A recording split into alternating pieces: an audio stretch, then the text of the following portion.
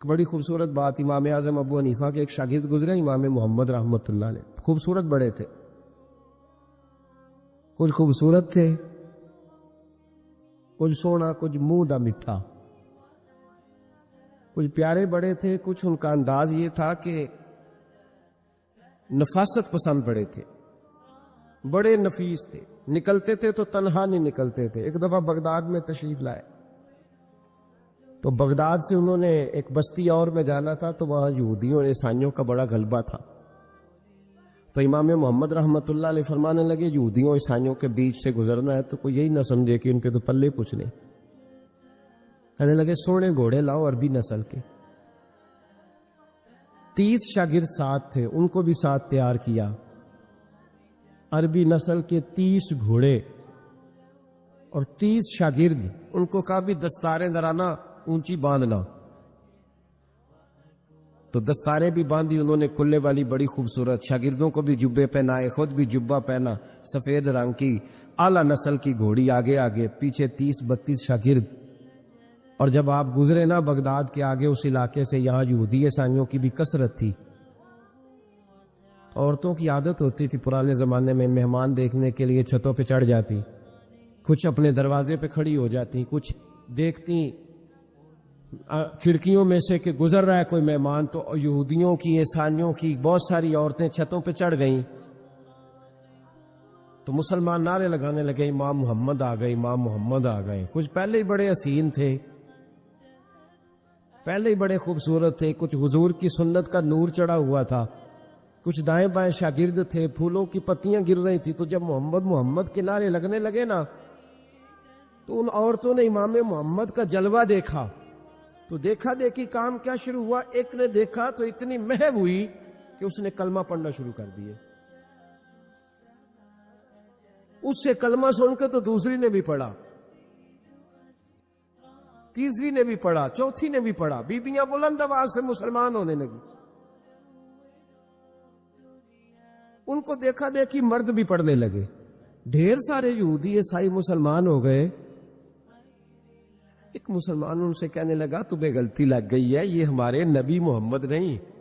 تو میاں صاحب کا نام محمد تھا نا، تو کشمیر کے لوگ کہنے لگے شاید وہاں کے ہندو سکھ وہاں کے جو تھے کشمیر کے، وہ کہنے لگے شاید وہی محمد ہے، تو فرمانے لگے میں تے بندہ ٹھگ جے لوکو، میں تے بندہ چور، جس دا خلقت کلمہ پڑھ دی او محمد غور، میں تے بندہ ٹھگ جے لوکو، میں تے بندہ چور، جس دا خلقت کلمہ پڑھ دی او محمد ہور۔ تو امام محمد رحمۃ اللہ علیہ کو نعرہ لگ رہا تھا، تو ایک بندہ کہنے لگا یہ وہ والے محمد نہیں، یہ ہمارے نبی پاک صلی اللہ علیہ وسلم محمد صلی اللہ علیہ وسلم نہیں، یہ وہ نہیں، یہ تو ہمارے ایک امام ہے امام محمد، وہ والے نہیں۔ اب وہ کچھ لوگ چپ تھے، کچھ سوچ رہے تھے، کچھ بات کر رہے تھے، تو ایک بوڑھی اماں اپنے انداز میں بیچ میں سے بولی، کہنے لگی چل بیٹا چھوڑ، ہمیں پڑھنے دے کلمہ، اگر مسلمانوں کے چھوٹے سے محمد کا یہ حال ہے تو بڑے محمد کا کیا حال، وہ پڑھنے دے ہمیں کلمہ، یہ حال ہے ان کے غلاموں کا تو سرکار کا عالم کیا ہو۔ تو امام محمد کی چال نکلی، بتانا یہ چاہ رہا تھا کہ امام محمد رحمۃ اللہ علیہ سے ایک بندے نے ایک دفعہ مسئلہ پوچھا،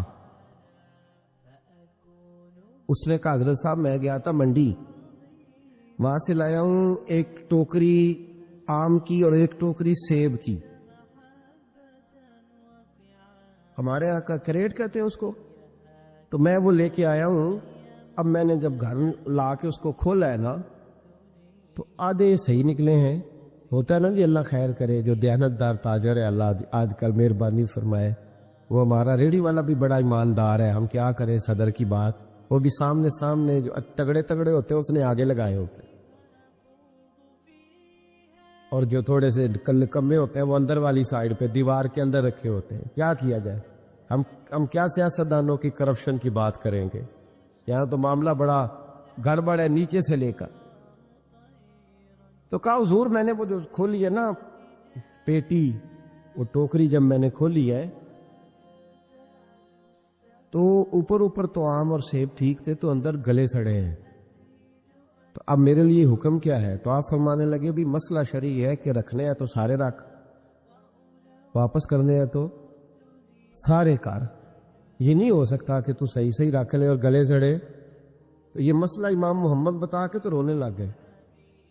تو بندہ کہنے لگا حضور مسئلہ بتایا ہے آپ نے، تو فقہ کا ایک مسئلہ ہے سادہ سا کہ حضرت اب کیا کرنا ہے، تو رونے والی کون سی بات ہے؟ تو فرمانے لگے یہ تجھے مسئلہ بتا کے نا مجھے کچھ اور یاد آ گیا۔ آپ کو کیا یاد آیا ہے؟ فرمانے لگے میں بھی عرض کروں گا، مولا امام اعظم کے پاس بیٹھا ہوں، معروف کرخی، سری سکتی، جنید بغدادی، ان سارے درویشوں کے پاس رہا ہوں، میں بھی بیٹھا ہوتا تھا اس محفل میں جس میں یہ ہوتے تھے اگر جنت میں بھیجنے ہیں تو سارے بھیج، یہ نہیں ہو سکتا کہ گلے سڑے ادھر پھینک دے اور اچھے اچھے اٹھا کے لے جائے۔ ہم سارے مصطفیٰ کا کلمہ پڑھنے والے، سب کو کہا یا ایھا الذین آمنو، ہم سب کا اکٹھا نام۔ ان لوگوں کی جو محبت ہے نا وہ فائدہ دے گی۔ خواجہ فرید الدین مسعود گنج شکر رحمۃ اللہ تعالی علیہ کہنے لگے نظام تجھے آئے ہوئے بڑے دن ہو گئے، جا یار چکر لگایا، چکر لگایا۔ فرماتے میں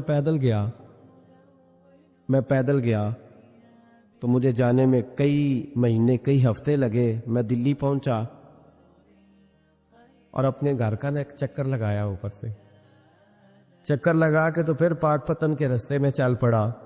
کہتے ہیں واپس پہنچا تو حضرت بابا فرید صاحب رحمۃ اللہ علیہ نے دن گنے ہوئے تھے، کہنے لگے یار اتنے ٹائم میں تو واپس آیا ہے نا، اتنا ٹائم تو آنے جانے پہ لگتا ہے، کہ غریب نواز محسوس نہ فرمائیے گا، آپ نے کہا تھا چکر لگایا، تو حضور میں ایک چکر ہی لگایا ہے، پھر میں واپس آ گیا ہوں، بات ہی چکر کی ہوئی تھی۔ دیکھیں نا نبی پاک صلی اللہ علیہ وسلم نے فرمایا ابو ہریرہ کوئی کام بھی کیا کر یار، یہیں بیٹھا رہتا، عرض کی حضور صحیح ہے۔ اٹھے، سامنے ایک ستون تھا، اس کے پیچھے سے ہو کے نا واپس آ گئے، تو حضور نے فرمایا گئے نہیں، کہ حضور نے آپ نے فرمایا تھا جایا آیا کر، گیا ہوں پر میرا دل ہی نہیں لگا۔ بھئی تو یہاں سے ہو کے واپس آ گیا، کہیں جانا تو تھا نا، یہیں سے ہو کے۔ تو ان لوگوں کے صالحین کی محبت کے راستے میں کوئی چیز رکاوٹ نہیں بنی۔ ہمارے ہاں چیزیں رکاوٹ بنتی ہیں، اپنے اولیاء اللہ سے، صوفیاء سے، بزرگان دین سے، رب کریم کے بندوں سے، داتا علی اجمیری سے، خواجہ اجمیری سے، ان لوگوں سے پیار کریں، صالحین کی محبت دلوں میں پیدا کریں، صحابہ کا پیار دلوں میں پیدا کریں، اہل بیت نبوت کا پیار دلوں میں پیدا کریں۔ یار یہ حدیث جو ہے نا، یہ امید کی کرن ہے، یہ روشنی کا مینار ہے کہ میرے نبی پاک نے فرمایا جو جس سے پیار کرے گا قیامت میں اسی کے ساتھ رکھا جائے گا۔ یہ صحیح بخاری کی حدیث ہے، المرء مع من احبا، اور یہ جو مع ہے نا اس کا معنی ہے ساتھ رہنا، ہاں، مع اللہ، مع یعنی بما، یعنی اس کے ساتھ، المرء مع من احبا، جو جس سے محبت کرے گا قیامت میں اسی کے اس کی معیت میں رکھا جائے گا۔ لیکن ہمارے ہاں نا کرامتے، میرے جیسا شخص جب بھی کرامت سناتا کہتا میرے حضرت صاحب کا مجھ سے بڑا پیار، بھائی وہ تو پیار کریں گے ہی، وہ تو برکھا ہے، وہ تو رحمت کا سایہ ہے، وہ تو سائبال ہے، تو بازو کھلے ہوئے۔ تو بتا تیرے اپنے دل کا حال کیا ہے؟ حضرت حرم بن حیان رحمت اللہ تعالی علیہ فرماتے میں حضرت اویس کرنی کو ڈھونڈنے چل پڑا، ڈھونڈنے بھی اسے نکلا جسے کسی نے نہیں ڈھونڈا اور جو کبھی کسی کو نہیں ملے، حضرت اویس کرنی۔ یہ فکرہ کسی درویش نے نا حضرت اویس کرنی کے لیے کہا، یہ فکرہ پورا فیٹو نہیں پہ آتا ہے، اسی کسی دے کچھ نہیں جلگ دے تے نہ کوئی ساڈا دردی، کوئی جرانہ نہیں، کوئی دوستانہ نہیں۔ حضرت اویس کرنی کا مزار بھی کنفرم نہیں کہ کدھر ہے، بس اسی کسی دے کچھ نہیں لگ دے، کیا ضرورت ہے، بس ٹھیک ہے، اپنا جو ہے انداز سارے زمانے سے علیحدہ کر کے رکھا انہوں نے، علیحدہ، الگ تھلگ۔ تو حضرت خواجہ اویس کرنی کو ڈھونڈتے ڈھونڈتے کہتے ہیں میں گیا، کرن گیا، انہیں دھرم بھی نہیں، یہ داتا صاحب نے اس کو لکھا ہے، فرماتے ہیں میں گیا تو مجھے لوگوں نے کہا وہ تو حج کرنے چلے گئے۔ کہتے جب میں مکے گیا تو میں نے لوگوں سے پوچھا اویس کرنی آئے تھے؟ کہنے لگے ہم تو نہیں جانتے۔ یہ تو میرے جیسے لوگ ہوتے ہیں نا جن کی تصویریں زیادہ نکلتی ہیں تو جن کی ویڈیو زیادہ ہوتی ہے تو لوگ زیادہ جاننے لگتے ہیں، ورنہ رب کریم کے بندے تو چھپے ہوئے، چکر میں پڑے ہی نہیں. کون اویس کرنی؟ تو انہوں نے کہا کہ حضرت اویس کرنی چہرے پر برس کے داغ ہیں، کمزور سا وجود ہے، داڑھی زیادہ گھنی نہیں. جب حالات بتائے تو کہنے لگے اس طرح کا ایک شخص آیا تھا، اس نے طواف کیا تھا. پہلے بھی دنیا کرتی ہے، پر جب اس نے کیا ہے نا تو اس کے طواف نے وہ خود بھی رویا ہے اور بھی بڑے روئے ہیں. وہ جب حجر اسود پہ آیا ہے تو رنگ بدلتا دیکھا ہے. کہا وہ کدھر گئے؟ کہنے لگے پورا نہیں پتا، اتنا ضرور خبر ہے کہ ان کے انداز بتاتے تھے کہ اب مدینے جائیں گے. جناب حرم بن حیان کہتے ہیں پھر میں مدینے گیا، میں نے خواجہ اویس کو ڈھونڈا. میں نے کہا یار میں نے حضرت خواجہ اویس کرنی کو ملنا ہے، کسی نے بتایا ہے کہ وہ مدینہ شریف آئے. تو لوگ کہنے لگے ہم نہیں جانتے وہ کون ہے. لیکن نا دنیا جان گئی، دنیا میں بڑا کچھ ہو گیا، بائی نیم لوگ جاننے لگے، ہوٹلوں پہ پہچاننے لگے، سڑکوں پہ پہچاننے لگے. لیکن بات تو یہ ہے کہ جن کو پہچاننا چاہیے اگر وہ پہچان لیں پھر تو بڑی بات ہے، پھر تو بڑی بات ہے.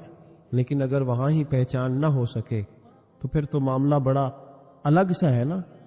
عزیز بھائی، حضرت خواجہ اویس کرنی کے بارے میں پوچھا تو مدینہ شریف کے زائرین اور وہاں کے مقامی لوگ بھی کہنے لگے کوئی نہیں پتا، ہم نہیں جانتے، ملے ہی نہیں. تو کہا باریک سا وجود ہے، پرانا سا لباس ہے، برس کے داغ ہے، چہرے پہ داڑھی زیادہ گھنی نہیں، کسی کو پاس نہیں بٹھاتے. اور پھر ایک جملہ اور کہا، سنا ہے روتے ہیں تو بڑے درد سے روتے ہیں، سنا ہے بھیگی رہتی ہیں پلکیں، سنا ہے ان کی پلکیں بھیگی رہتی ہیں. میں 2-4 دن پہلے کسی سے سن رہا تھا شعر، اس نے کہا تھا ایک واری میری آنکھیاں تو انہوں نے اتھرو پونجے سن، ہن چسکا پہ گیا رونے دا، ہر ویلے یا ہوزاری ہے. کہتے ہیں کہ وہ اس طرح کی اس کی کیفیت ہے. کہتے ہیں میں نے کہا یار وہی تو اویس کرنی تھے، کدھر گئے؟ کہنے لگے کوئی خبر نہیں. جب وہ آئے ہیں تو ان کے آنے کا انداز ہی نرالا تھا، سسکیاں اور آہیں نکل گئیں اس شخص کی جب وہ مدینے آیا. حضرت حرم بن حیان کہتے ہیں میں ڈھونڈتا رہا، تلاش کرتا رہا، پھر میں ان کو ڈھونڈتے ڈھونڈتے عراق میں آیا تو نہر فرات کے کنارے ایک کمزور سے آدمی کو ریت کے ٹیلے پر بیٹھ کے وضو کرتے دیکھا. کہتے ہیں جب ان کا وضو مکمل ہوا تو میں نے کہا السلام علیکم، تو کہتے انہوں نے چہرہ نہیں پھیرا، وہیں بیٹھے بیٹھے کہنے لگے وعلیکم السلام یا حرم بن حیان، یا حرم بن حیان وعلیکم السلام. کہتے میں نے کہا کہ من انت، آپ کون ہے؟ تو کہنے لگے وہی ہوں جسے تم مکے اور مدینے ڈھونڈتا رہا. تو کہتے میں نے کہا حضور آپ میرا نام کیسے جانتے ہیں؟ بڑا خوبصورت جملہ ہے، اللہ کرے آپ کو جی یاد رہے، سبق کبھی نہ بھولنا، یہ سبق کبھی نہ بھول. بابا صاحب کے مزار پہ گئے تو خالی آ گئے، داتا صاحب گئے تو خالی، ایسے ہی چلے گئے. ہم فارغ لوگ تھے، کوئی کام نہیں تھا کہ بابا فرید کی گلیوں میں گھومتے رہے. ہم فارغ تھے کہ 2 بجے حضرت سلطان باہو رحمت اللہ علیہ کی جالیوں کے سامنے کھڑے رہے. ہم کو پتھر چاٹنے والے لوگ تھے کہ آدھی آدھی رات بیت گئی اور ہم بزرگان کرما والا شریف کھڑے رہے. یہ کیسے ہو گیا کہ محدث اعظم کے مزار پہ کھڑے رہے؟ ایسے ہی کوئی بات تھی؟ حضرت ویسے کرنی بول کر فرمانے لگے، کہنے لگے کیا کہا تو نے کہ میں تجھے کیسے جانتا ہوں؟ فرمانے لگے تو مجھ سے پیار کرتا ہے. عارف تو روحی من روحی کا، میری روح تیری روح کی جاننے والی ہے. یہ روحوں کا رشتہ ہے، یہ خطا نہیں جایا کرتا. عارف تو روحی من روحی کا، میری روح تیری روح کو جانتی ہے. یہ کیسے ہو گیا؟ کوئی ایسے لوگ تھے تو اتنی جگہ مجھے تلاش کر آیا اور میں تجھے جانوں نہ؟ یہ کیسے ہو سکتا ہے؟ یہ کیسے ممکن ہے؟ تو ڈھونڈتا رہا گلی گلی اور میں کہوں کہ میں تجھے جانتا نہیں. فرمایا حرم بن حیان میں، ہاں میں دعا کرتا ہوں اللہ کی بارگاہ میں کہ رب کریم مجھے اور تجھے جنت میں اکٹھا کر دے. کہتے ہیں جب انہوں نے یہ دعا کی تو وہ چل پڑے. میں نے کہا حضور کہاں جا رہے ہو؟ فرمانے لگے میرا پیچھا نہ کرنا، میں کسی اور منزل کا مسافر ہوں. اور جس رستے میں چل رہا ہوں نا، ان منزلوں پہ ساتھ نہیں کسی کو لیا جاتا. یہ میری اپنی ذاتی منزل ہے. اس میں پاؤں پہ چھالے ذرا سخت ہوتے ہیں. ہر آدمی کا کام نہیں یہاں چلنا، تو مجھے تنہا رہنے دے اور مجھے اپنی مرضی سے چلنے دے. کہتے میں نے منت کی تو کہنے لگے بس تم نے جدوجہد بڑی کی تھی تو تیرے ساتھ ملاقات کر لی، تجھے پہچان لیا، تیرے ساتھ بات کر لی، ورنہ میں کہہ چکا ہوں اسی کسے دے کچھ نہیں لگ دے. اسی لیے میں نے حضرت غالباً امام شورانی رحمۃ اللہ علیہ کے حوالے سے پڑھا ہے کہ قیامت کے دن جب حضرت ویسے کرنی جنت میں جائیں گے تو ممکن ہے اس وقت بھی لوگوں کو دیدار نہ کرایا جائے. بلکہ امام شورانی کہتے ہیں اللہ 70,000 فرشتے ان کی شکل کے پیدا فرمائے گا اور ان کے جھرمٹ کے اندر چھپا کے انہیں جنت میں داخل کرے گا. ملاقات کس سے ہوگی؟ صرف انہی سے ہوگی جن کے لیے انہوں نے زندگی گزار دی. یا خدا سے ملیں گے یا مصطفیٰ کریم سے ملیں گے. یہ بھی لوگ تو محبت کریں، صالحین کا پیار، نیک لوگوں کی محبت، صالحین کی محبت رستہ آسان کرتی. کوئی شک نہیں کہ زمانے میں سارے لوگ اچھے نہیں ہوتے، برے لوگ بھی آئے ہیں مارکیٹ میں، ہوتے. ہم لوگ الجھ گئے ہیں، بہت بڑے قیدی ہیں اپنے آپ کے، بڑے قیدی ہیں. سارا دن اپنی خواہشات کی تکمیل میں بھاگے رہتے. بڑے بڑے سونے نوجوان، میں ان پہ تنقید نہیں کرتا، مجھے ان پہ ترس آتا ہے. جب میں رات کے اندھیروں میں انہیں ٹیلی فون لے کے چوکوں میں کھڑے دیکھتا ہوں تو مجھے رحم آتا ہے. میں کہتا ہوں دیکھو نفس کی خواہش کے پیچھے یہ کیا مثلاً آخر کیا ہے اس میں؟ ایک عورت کے پیچھے تباہ کر لیا اپنے آپ کو. یعنی زیادہ سے یہ کوئی مقصود ہے؟ یہ کوئی مقصد حیات ہے جس کو مقصد بنا لیا؟ میرے عزیز بات کو سمجھ لے. اتنا خوبصورت آدمی ہے اور اتنا اس کا اونچا قد کاٹ ہے، اور کیا کس کے پیچھے یہ بھاگا ہوا ہے؟ بڑا سمجھدار، دانشور، عقل مند آدمی، ذی روح بندہ، لیکن اس کا سٹیٹس آپ یہ ملاحظہ کریں کہ وہ 20-40 ہزار کی خاطر جھوٹ بولتا ہے، دھوکہ دیتا ہے، فریب اور فراڈ کرتا ہے. ہم اپنی نفسانی خواہشات کے پیچھے اس طرح بھاگتے ہیں کہ ہم اصل سے رہ جاتے. میری باتوں کی سمجھ آ رہی ہے آپ حضرات؟ تھوڑا تھوڑا کر کے، ایک ایک کر کے ان کی باتیں کم مانی. ضروری تو نہیں نا کہ سویرے ناشتہ بازار سے اپنی مرضی کا تگڑا کیا، بازار سے لا کے پوڑیاں چنے بہترین کھائے، اور پوڑیاں چنے ابھی کھائے نہیں، شاپر میں ڈالے ہوئے ہیں، اور وہ لے کے ابھی آ رہا ہے تو ساتھ ہی رستے سے گوشت بھی چھوٹا اچھا لگا تو 2 کلو وہ بھی لے آئے کہ پوڑیاں چنے کھاؤں گا اور دوپہر کے لیے گوشت پکاؤں گا. وہ پہلے یہ تو کھا لے صاحب، اس سے تو نجات پا لے. یہ پتہ نہیں ہضم ہوتا ہے کہ کچھ اور کرتا ہے تیرے ساتھ، لیکن وہ گوشت بھی ساتھ لے آیا. یعنی ٹیبل پہ، ناشتے کے ٹیبل پہ بیٹھ کے فیصلہ ہو رہا ہوتا ہے کہ ہم نے کیا کھانا ہے، ہم نے کدھر جانا ہے. سنگیو یاد رکھو، باتوں کو سمجھو اور غور کرو. یہ تھوڑا تھوڑا کر کے جب ہم چھٹکارا حاصل کرنے کی کوشش کریں گے نا، چھٹکارا حاصل کرنے کی کہیں جگہ سے، کسی جگہ سے اگر آپ کو تنبیہ ہوتی ہے نا، تنبیہ، اس میں بھی بڑا مزہ آتا ہے. اس میں بڑا، ہمارے ایک بزرگ تھے تو ایک دن نا میں گیا تو کہنے لگے الحمدللہ آج میں بڑے سکون میں ہوں. میں نے کہا جی وہ کیا ہوا؟ کہنے لگے میں اپنے آپ کو بڑا پیر صاحب سمجھنے لگ گیا تھا. تو ایک بابڈا کے کسی آدمی سے کام تھا تو میرے ایک دوست نے مجھے کہا کہ پیر صاحب اس کو ٹیلی فون کر دے، سنا ہے آپ کا عقیدت مند ہے. میں نے اس بندے کو ٹیلی فون کیا تو کہتا ہے پیر صاحب میں عزت آپ کی بڑی کرتا ہوں پر یہ کام نہیں ہو سکتا. کہتے ہیں جب اس نے مجھے کہا نا تو کچھ بھی نہیں، تو مجھے بڑا مزہ آیا، ورنہ میرا تو نفس پھول گیا تھا. میں تو سمجھتا تھا کہ جو میں کہتا ہوں ویسے ہی ہو جاتا ہے. کہتے اس نے تھوڑا سا نا مجھے لیول میں کیا ہے، مجھے مزہ آیا.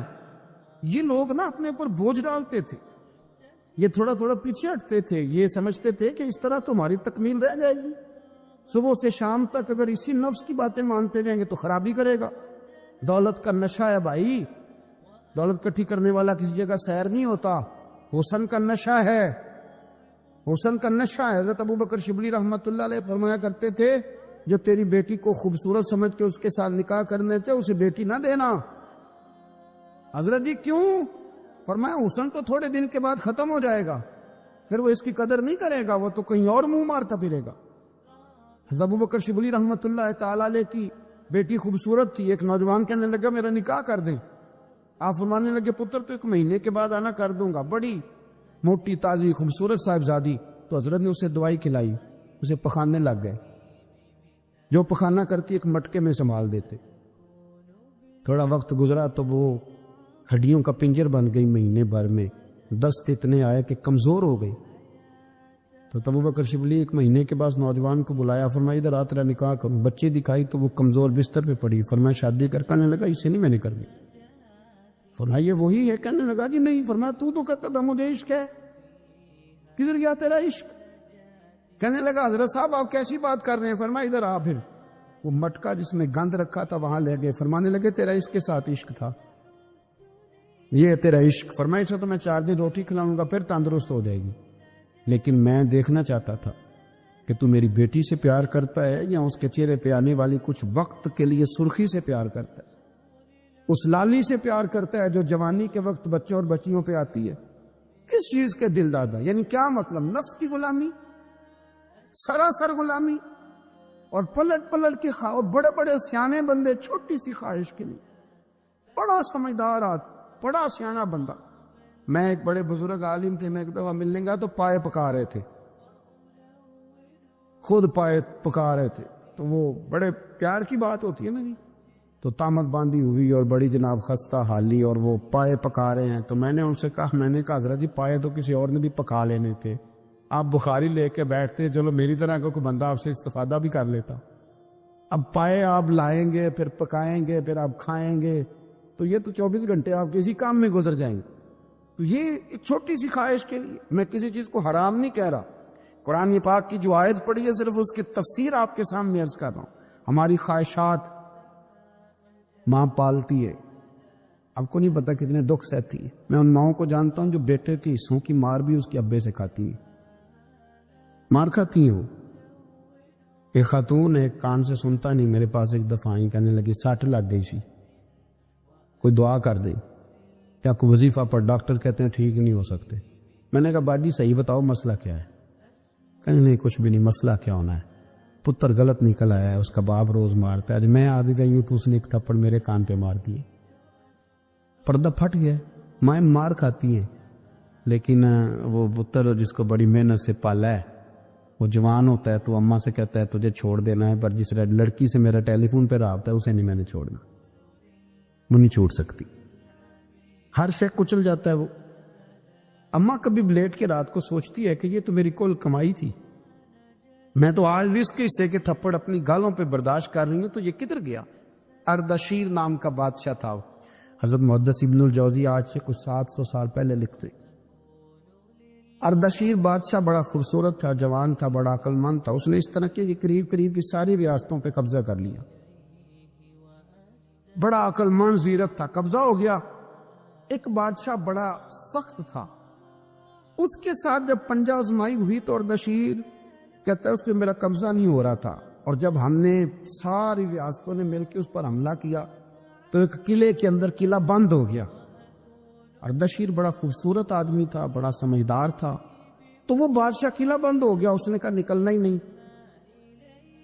اب وہ اندر بند ہے، یک بارگی حملہ کیا تو وہ بڑا قلعہ تھا اس میں بند ہو گیا. اس بادشاہ کی نا جس پر حملہ کیا، اس کی بیٹی اچانک ایک دن قلعے کی دیوار پہ چڑھی تو اردشیر کے حسن و جمال کو دیکھا تو عاشق ہو گئی، اور اپنے ہی باپ کے خلاف اسے کہنے لگی کہ اگر تو میرے ساتھ شادی کا وعدہ کرے نا تو میں تجھے رستہ بتاتی ہوں حملہ کرنے کا. اس نے کہا میرا وعدہ رہا، تو رستہ بتا. اس نے رستہ بتایا اس لڑکی نے، اور بادشاہ نے حملہ کیا تو اس کا باپ قتل کیا، اس علاقے پہ قبضہ کیا شادی کے وعدے پر. ہاں نفسانی خواہش بندے کو اندھا کر دیتی، نہیں سمجھ آتی اس کو میں کدھر جانا، اندھا کر دیتی. حملہ کیا، اور جب اس لڑکی کو لے کے آیا نا اپنے محل میں تو پہلے دن شادی کی پہلی رات تھی تو بستر بچھایا کنیز نے، تو وہ کبھی کروٹ ادھر بدلتی کبھی ادھر بدلتی. تو بادشاہ کہنے لگا کیا ہے؟ کہنے لگی بستر میں کچھ ہے مجھے تکلیف دے رہی. اس نے چراغ جلائے اور جب بستر اٹھایا تو ایک اتنا سا دھاگا نکلا. دھاگے سے عموماً تکلیف نہیں ہوتی. تو اس نے کہا تو اتنی نرم و نازک ہے کہ دھاگا کہنے لگی میرا باپ نا میرے ساتھ اتنا پیار کرتا تھا کہ روز میرا بستر بھی خود بچھاتا تھا، اور اس نے آلہ رکھا ہوا تھا، وہ ناپتا تھا کہ کوئی پایا اونچا نیچا تو نہیں، میری بیٹی کا بیلنس سوتے وقت خراب نہ ہو جائے، اور میرے لیے گوشت اور کپڑے بھی خود پسند کر کے لاتا تھا، کھانے پینے کا خود خیال کرتا تھا۔ اردشیر کہنے لگا اچھا وہ اتنا پیار کرتا تھا، اور پھر تو نے اس کے ساتھ کیا کیا؟ کہنے لگا بلاؤ کنیزوں کو بلایا، فرمایا اس کو اٹھاؤ اور جلاد کے پاس لے جاؤ، اسے کہو کہ اس کے بال ایک گھوڑے کے ساتھ باندھے، پیر دوسرے گھوڑے کے ساتھ باندھے، اور ایک گھوڑا ادھر بھگا دے، کدھر بھگا دے، یہ جس کے باپ نے اتنا پیار کیا یہ نفس کی اتنی غلام ہے کہ اس کی وفادار نہیں رہی تو میری وفادار کیسے بنے؟ اس نے اتنے نازوں سے پالا کہ دھاگا اسے برداشت نہیں۔ او یارو یاد رکھو، اگر نفس کی غلامی کرو اور بڑے بڑے وفاداروں کو چھوڑ کے غلامی کرو تو پھر کہو وفادار مل جائیں، کوئی بول لڑا نہ بول بیٹھی، ہوں دے خصم ناراض بڑ بولیاں دے، کہاں سر کھائے تے بلبل ٹھنڈ پائے، بڑے فرق نہیں سجنا بولیاں دے، جڑیاں خصماں دی وچ رضا وسن، بھاگ جاگ جاندے انہاں گولیاں دے، آپ ادلیاں نو سردار پین تکے تے شرما والیاں نو چوٹے ڈولیاں دے۔ اپنے نفس کے پیچھے چلو گے تو یہ تباہی ہے، جب ہم نے کسی سے وفا نہیں کی تو یہ کیا امید ہوئی کہ دنیا ہم سے وفا کرے گی؟ اللہ رسول کی مرضی کے مطابق اصول پسند زندگی بنائیں، ایک ایک کر کے اپنی خواہشات سے پیچھے ہٹیں، تھوڑے پہ گزارا کرنا سیکھیں، اپنے نفس کو سمجھائیں۔ ضروری نہیں کہ روٹی ہر وقت مزے کے لیے کھائی جائے، کبھی کمر سیدھی کرنے کے لیے خشک روٹی بھی کھا کے دیکھو، کبھی سادہ کھانا اس پہ بھی اکتفا کرو، کبھی تھوڑا کھا کے اچھے طریقے سے سادے کمرے میں بھی اللہ کو یاد کر کے دیکھو۔ نفس کے پیچھے نہ بھاگیے گا، تباہی کرے گا۔ فرمایا خواہشوں کے پیچھے نہ چلنا، تمہیں اللہ کے راستے سے بہکا دیں گی، اور فرمایا بے شک ان کے لیے سخت عذاب ہے جو اللہ کے راستے سے بہک گئے۔ اور کیوں سخت عذاب ہے؟ اس لیے کہ انہوں نے آخرت کے دن کو بھلا دیا، تو آخرت کا دن بھلا دیا، پیچھے کا خواہشوں کے پیچھے نہ چلنا، تمہیں اللہ کا راستہ بھلا دیں گی۔ مفہوم آیت یہ ہوا، قرآن نے ہمیں ارشاد یہ فرمایا کہ خواہشات نفس کے پیچھے چلو گے آخرت کو بھول جاؤ، تمہارے ذہن میں یہ بات نہیں رہے گی کہ میں نے مرنا بھی ہے۔ پھر لوگ معاذ اللہ ثم معاذ اللہ یہ کہیں گے کہ بھائی یہاں جینے دو نا، پھر آگے جائیں گے تو دیکھی جائے گی۔ لوگ بھول گئے مرنے کو۔ ہماری ساری جدوجہد زندہ رہنے کے لیے ہے، ساری 60-70 سال کے لیے سارا کچھ ہے۔ آپ دیکھ لیں، ٹٹول لیں کسی بندے کو، صرف جتنی محنت کر رہا ہے وہ جینے کے لیے کر رہا ہے۔ رب قریب کے بندے جتنی محنت کرتے تھے مرنے کے لیے کرتے تھے، مرنے کے لیے کوشش کرتے تھے کہ مر جانا ہے، اس کے لیے جدوجہد۔ ہم جتنی جدوجہد کر رہے ہیں ساری جینے کے لیے۔ میرے رسول کریم صلی اللہ تعالی علیہ وسلم کا ایک فرمان ہے مسند امام احمد بن حنبل میں، اور بڑا نرالا، بڑا انوکھا اور بڑا معنی خیز ہے۔ حضور سید عالم صلی اللہ تعالی علیہ وسلم نے فرمایا بڑا بیوقوف ہے وہ شخص، ذرا ترتیب دیکھیے، حضور کی زبان سے نکلے ہوئے حکمت کے موتی، مسند امام احمد بن حنبل۔ فرمایا وہ بڑا بیوقوف بندہ ہے جو چلتا اپنی خواہشات نفس کے پیچھے اور امید یہ رکھتا ہے کہ رب مجھے آخرت میں انعام عطا کرے گا۔ چلتا کس کے پیچھے؟ خواہش کے پیچھے، اور کہتا یہ ہے کہ اللہ مجھے قیامت میں انعام دے گا، تو انعام تو اسے دیا جاتا ہے نا جو محنت کرتا ہے۔ دیکھیں نا، جس کا منہ پنڈی کی طرف ہے تو پنڈی وہ پہنچے گا کہ وہ جس کا منہ پنڈی کی طرف ہے وہ لاہور پہنچ جائے گا۔ منہ پنڈی کی طرف کرنا اور خواہش لاہور کی رکھنا، منہ کر لینا لاہور کی طرف اور خواہش پنڈی کے رکھنا، تو میاں یہ تو نہیں نہ ہوگا۔ پیچھے چتلے خواہشات نفسانیہ کے ہمارے ہاں نا بہت بڑا رٹا ہے۔ آپ یقین کریں، میں اکثر کہتا ہوں، میں یہ کہا کرتا ہوں کہ ہمیں نا اپنی مرضی کا سارا کچھ چاہیے، اپنی مرضی کا، اور سارا کچھ۔ ابا جی بھی اپنی مرضی کے، بچے بھی، استاد بھی، پیر صاحب بھی، پیر صاحب بھی، یعنی میری مرضی کے ہونے چاہیے۔ بھائی وہ پیر صاحب ہے یا تو اس طرح کرنا کہ تو خود پیر بن جا، وہ بھی میری مرضی کا، ہر شے میری مرضی کی۔ بلکہ قرآن مجید کے 13ویں پارے میں تو رب فرماتا ہے لوگوں نے نفس کی خواہش کو خدا بنا لیا ہے، نفس کی خواہش کو خدا بنا لیا، اس کے پیچھے بھاگتے ہیں۔ اپنی خواہشات تھوڑی تھوڑی کم کریں، زندگی میں تھوڑی کم کریں۔ پرانے کپڑوں پہ بھی ایک سیزن نکال کے دیکھیں، ایک وقت کا کھانا جو اپنا آپ کا من بڑا چاہ رہا ہے نا، تو ایک وقت